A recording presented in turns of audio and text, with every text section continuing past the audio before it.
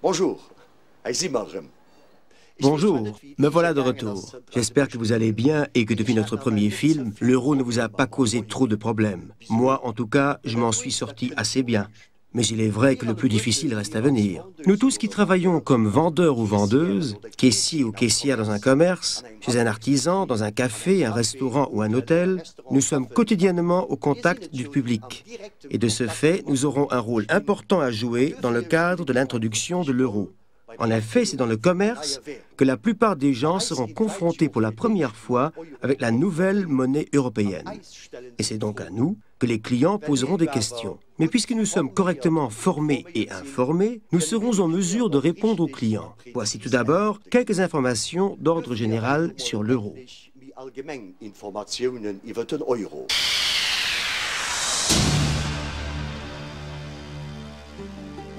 L'euro, c'est une seule monnaie pour 12 pays européens. Comme vous le savez, l'Union européenne compte actuellement 15 pays membres.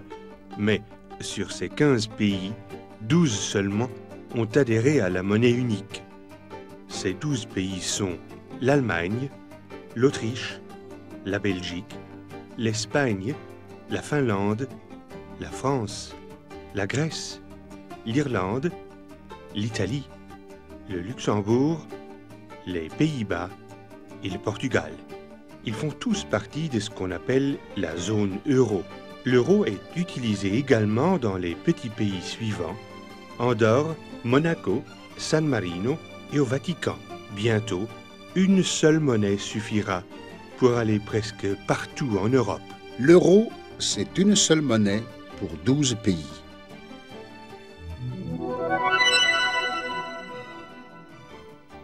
À partir du 1er janvier 2002, l'euro sera enfin disponible sous forme de pièces et de billets. Il y a 8 pièces allant de 1 cent à 2 euros et 7 billets allant de 5 euros à 500 euros. Les billets sont identiques dans les 12 pays de la zone euro. Au recto des billets sont représentés des fenêtres et des portails, au verso figurent des ponts.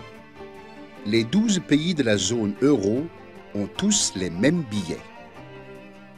Les pièces par contre ont une face commune indiquant la valeur de la pièce, 1 cent, 2 cents, etc., tandis que sur l'autre face figure un symbole national propre à chacun des 12 pays. Mais cela ne signifie pas que les pièces luxembourgeoises devront être utilisées au Luxembourg, les pièces françaises en France, les pièces portugaises au Portugal, etc. Au contraire, toutes les pièces euro seront valables dans les 12 pays de la zone euro. Grâce au déplacement des citoyens à travers l'Europe, grâce au voyage, les pièces vont peu à peu se mélanger. Les monnaies ont d'ailleurs par unité la même dimension et le même poids, de sorte qu'elles pourront être utilisées, par exemple, dans tous les parcomètres, partout dans la zone euro. Les pièces sont des symboles nationaux, mais comme elles peuvent être utilisées partout dans la zone euro, elles vont se mélanger. Vous avez l'impression que vous allez être perdu avec toutes ces pièces différentes. C'est vrai qu'en faisant le calcul, 8 pièces euros fois 12 pays, on arrive à un total de 96 pièces différentes. Mais il n'y a pas de quoi s'inquiéter. Vous n'avez pas besoin de connaître chacune de ces pièces dans le détail. Ce qui compte, c'est la valeur nominale des pièces. 1 cent, 2 cents, 5 cents, 10 cents, 20 cents, 50 cents, 1 euro ou 2 euros. On aura rapidement le réflexe de regarder la valeur des pièces euros sans se soucier de leur pays d'origine. Ce qui compte, c'est la valeur nominale des pièces et non pas les différentes illustrations qui sont côté face.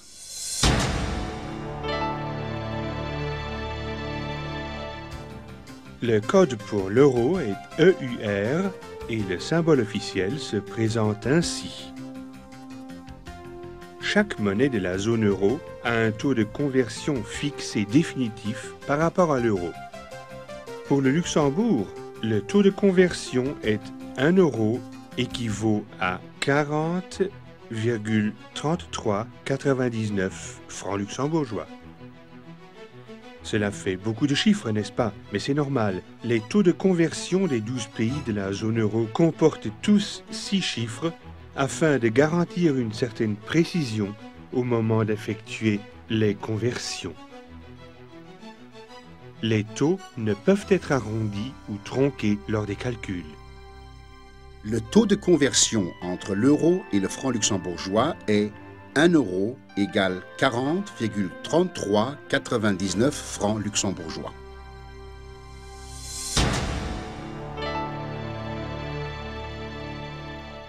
Prenons un exemple de conversion. Admettons qu'un éclair au chocolat coûte 50 francs luxembourgeois. Pour en connaître le prix en euros, on divise 50 par 40,3399, ce qui fait 1,2394 676 euros.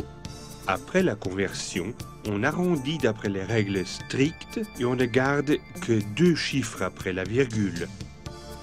Pour ce faire, on regarde quel est le 3e chiffre après la virgule. S'il est plus petit que 5, on arrondit vers le bas. S'il est égal à 5 ou plus grand que 5, on arrondit vers le haut. Dans l'exemple de l'éclair, le 3e chiffre est un 9. On arrondit donc vers le haut et on obtient 1,24 €, c'est-à-dire 1 euro et 24 cents, parce que l'euro est subdivisé en cents. 1 euro équivaut à 100 cents. La pièce de 1 cent est la plus petite pièce en euros. Il peut cependant arriver qu'un prix affiché pour des articles de très faible valeur comporte plus de 2 chiffres après la virgule. Ceci est nécessaire pour une indication de prix suffisamment précise, par exemple pour des vis, des photocopies, bref, des articles qui coûtent très peu à l'unité. Quoi qu'il en soit, le montant final à payer doit être arrondi afin de comporter 2 chiffres au maximum après la virgule. Les montants à payer en euros peuvent comporter jusqu'à 2 chiffres après la virgule. Pour pouvoir se familiariser avec l'euro, les gens pourront se procurer dès le 15 décembre 2001 un kit public. Ce kit public n'est rien d'autre qu'un assortiment de 29 pièces pour une valeur de 12,40 €, soit 500 francs luxembourgeois. Dans le commerce, le personnel de caisse doit s'attendre à ce que des gens essayent de payer avec des pièces en euros avant le 1er janvier 2002. S'il vous plaît, voilà votre livre, monsieur. Ça fait 127 francs, s'il vous plaît. Ai-je bien entendu? 127 francs? Mais dites, vous vivez sur la Lune? Ce montant, dites-le-moi en euros. Il n'y a pas de problème, monsieur. Cela fait exactement 3,15 €. Voilà, 3,15 €. Wow. Faut dire qu'au début, c'est un peu compliqué avec la nouvelle monnaie. Mais en voilà 2. Excusez-moi, monsieur. Je vois que vous vous êtes déjà procuré un kit public. Mais je dois vous rendre attentif au fait que cet argent, vous ne pouvez l'utiliser qu'à partir du 1er janvier 2002. Écoutez, vous savez que j'ai fait la queue à la banque ce matin pendant plus d'1 heure pour recevoir un kit public. Et voilà que vous refusez d'accepter ces euros. Hélas, non. Je regrette infiniment, monsieur, mais vous devez encore un peu patienter. Bon, de toute façon, on s'en sortira pas. Tenez, le voilà votre argent complètement démodé. Merci, monsieur.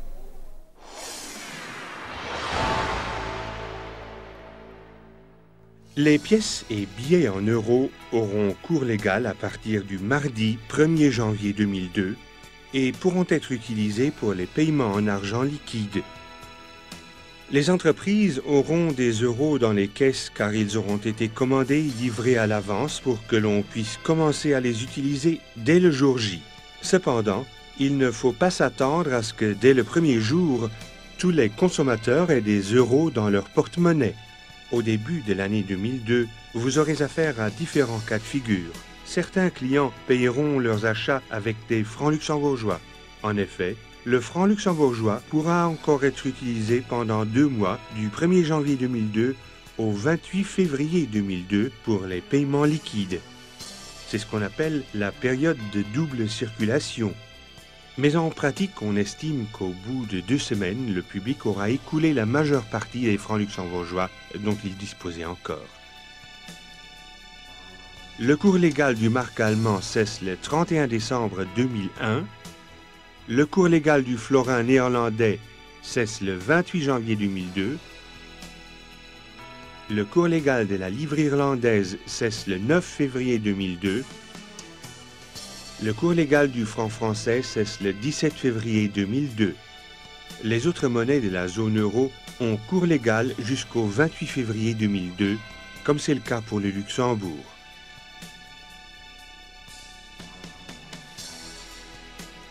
Si le franc luxembourgeois peut encore être utilisé en janvier et en février pour des paiements en liquide, les chèques et les virements devront être libellés en euros dès le 1er janvier 2002.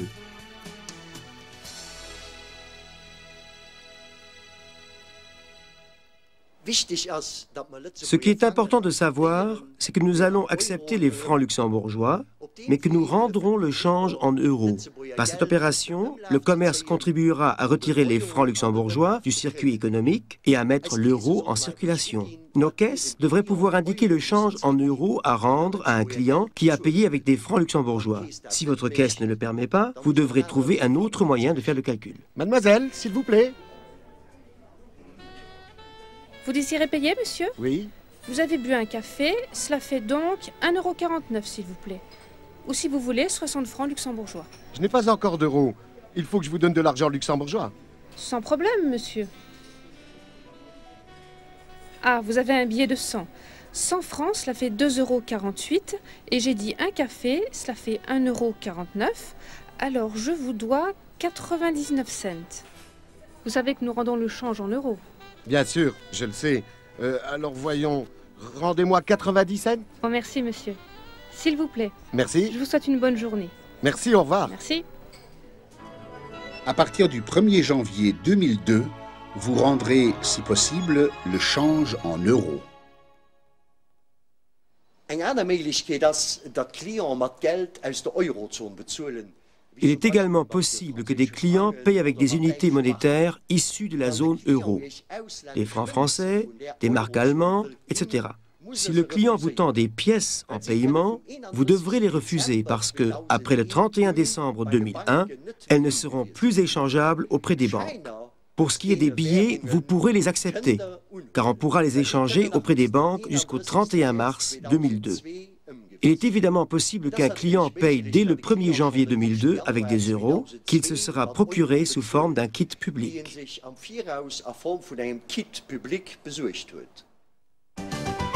Parallèlement, à partir du 1er janvier 2002, les distributeurs automatiques de billets ne distribueront que des euros. Il se peut donc que des clients s'approvisionnent en billets euros auprès d'un distributeur et paient ensuite leurs achats en euros. De plus, le public a également la possibilité d'aller échanger ses francs luxembourgeois contre des euros auprès des banques et des centres Eurochange. Certains clients payeront leurs achats avec des pièces et des billets en euros et vous leur rendrez le change en euros. S'il vous plaît.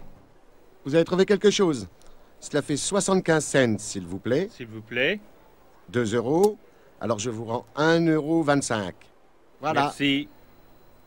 Mais dites, ce n'est pas des euros luxembourgeois? Mais peu importe. 1 euro est 1 euro. Il n'y a pas de différence. Évidemment, c'est la valeur nominale qui compte, et pas le symbole national du verso. Racontez ce que vous voulez, je vous ai donné des euros luxembourgeois et je veux que vous me rendiez des euros luxembourgeois. Il n'y a pas de raison. Vous pouvez payer avec n'importe quelle pièce euro, avec n'importe quel symbole national, partout en Europe. Croyez-moi, c'est la règle du jeu. Et bientôt, nous aurons tous des pièces d'origine différentes dans nos poches. Et les billets, eux, sont tous les mêmes. Si vous le dites, mais au fond, vous avez raison. Sinon, ce ne serait pas une monnaie unique, comme on dit. En tout cas, j'ai appris quelque chose. Merci, au revoir. Au revoir, monsieur. Pour terminer, voici le cas de figure le plus simple. Le client paie par carte bancaire, par chèque ou par virement. Vous n'encaissez pas d'argent liquide et vous n'aurez pas besoin de rendre de change. Après la fin de la période de double circulation, c'est-à-dire après le 28 février 2002, les paiements en francs luxembourgeois ne seront plus acceptés dans le commerce. seul l'euro pourra être utilisé. Si des consommateurs disposent encore de francs luxembourgeois après cette date, ils pourront encore les échanger pendant un certain temps contre des euros auprès des PET et auprès de certaines banques commerciales. Auprès de la Banque centrale du Luxembourg, on pourra échanger les pièces en francs luxembourgeois et belges jusque fin 2004, l'échange de billets étant quant à lui illimité dans le temps. Après le 28 février 2002, l'argent luxembourgeois peut uniquement être échangé auprès de banques, des PET ou de la Banque centrale.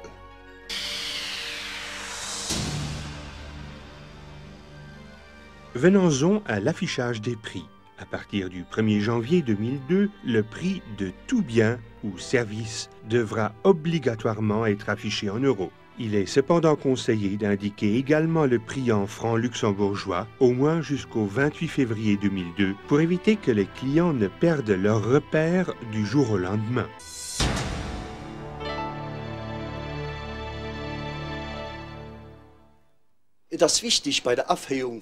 Il est important de maintenir la confiance du citoyen face à cette situation très spéciale que constitue le remplacement des monnaies nationales par une monnaie unique. C'est pourquoi les fédérations professionnelles du commerce et de l'artisanat, l'ORESCA, l'Union des consommateurs et le gouvernement ont élaboré une charte. Les commerçants qui ont choisi de signer cette charte s'engagent à informer le consommateur et à l'aider à s'habituer à l'euro. Pour ce faire, les commerçants veillent à la formation de leur personnel, ils font le double affichage des prix, au moins pour les produits les plus importants, et ils ne profitent pas de l'introduction de l'euro pour augmenter leurs prix de façon cachée. Ces labels figurent dans les commerces qui ont adhéré à la charte euro. Ils constituent une garantie pour les consommateurs. D'ailleurs, si un client a l'impression qu'une irrégularité s'est produite, il peut s'adresser à l'Observatoire de l'euro. C'est un organe de contrôle composé de représentants du commerce et des consommateurs qui a pour but d'aider à régler les différends entre consommateurs et professionnels. Le label euro est une garantie pour les consommateurs. Il indique que les conversions ont été correctement effectuées, que le commerçant ne profite pas de l'euro pour augmenter ses prix de façon cachée et que le personnel est formé pour répondre aux questions des clients et les aider à s'habituer à l'euro. Voilà, ce sont là les plus importantes informations sur l'euro. Elles devraient vous permettre de donner aux clients des réponses correctes et précises. Et pensez-y, pouvoir informer, c'est aussi un service aux clients. À la prochaine et bonne chance.